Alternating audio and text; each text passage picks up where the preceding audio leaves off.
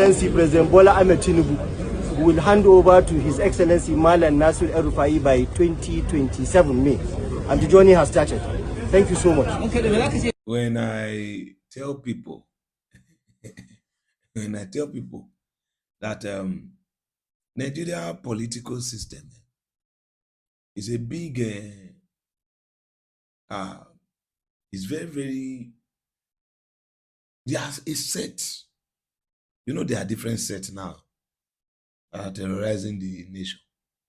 Our politicians too, they are a set.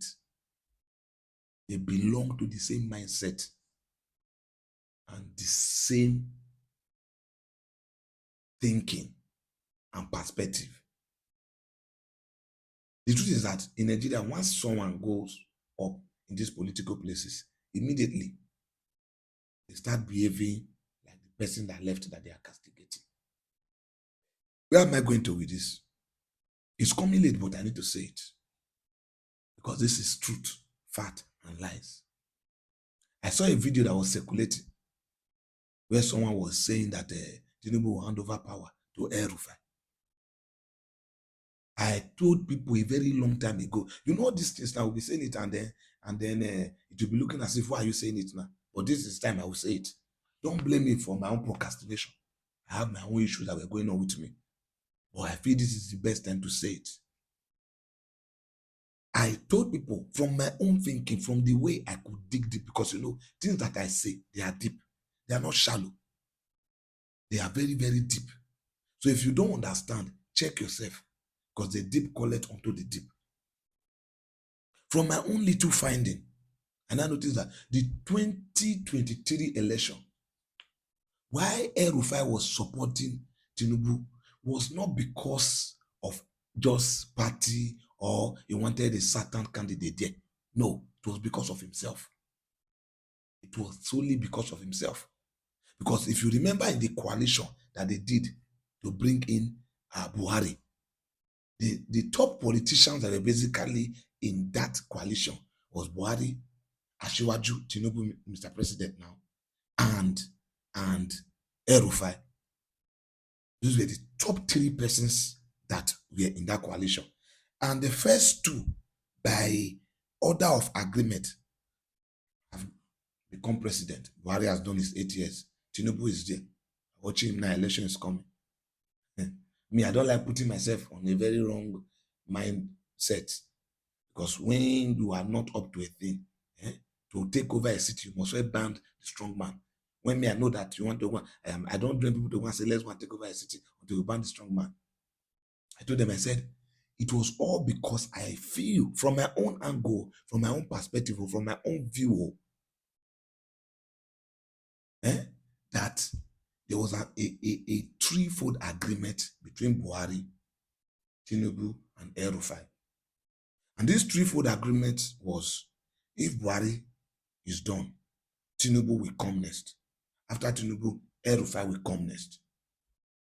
So we remember that when Buhari was done, it took Baba some kind of shaking at Oyo Emilokon during that time to say it was his turn because it was the agreement. And during that time, Elrufai was working assiduously for President Tinubu to come into position. When they go and hold governors meeting, he will come out and tell us what they heard in the meeting. If they say anything against Tinubu, he will come out and say, no, let this man lead, it is his time. All because from the threefold agreement, Elrufai was supposed to be the next president of Nigeria after Tinubu. My own view. But what happened was that Tinubu broke that thing immediately he came in by not giving Elrufai the ministerial position, by making sure he did not get it. And then hair broke loose. Then they became enemies. Like, they were not really friends. But because of the agreement is broken. Like, agreement is agreement now. You understand? Agreement is broken. Elrufai became very, very angry. And that is why you are seeing all this process now. All this come to court. All this do this. All this I talk. All this we tap. Because of ambition. Because of ambition. So recently when I saw a video that some people say, yes, Tinubu was supposed to give power to Elrufai, I knew. It had been very long that I knew that these people had planned this thing. So you see in Nigeria, they will not unveil these things. Eh? They use smooth screen over Nigerians. They use smooth screen over Nigerians. Then when he came in, one or two things, he's in court now. He's in court and everything. Eh? There's no problem in having a set to do a country well now. There's no problem in people coming together and say this country must be good. But it is the one that want to reduce us. That's the one that's the problem.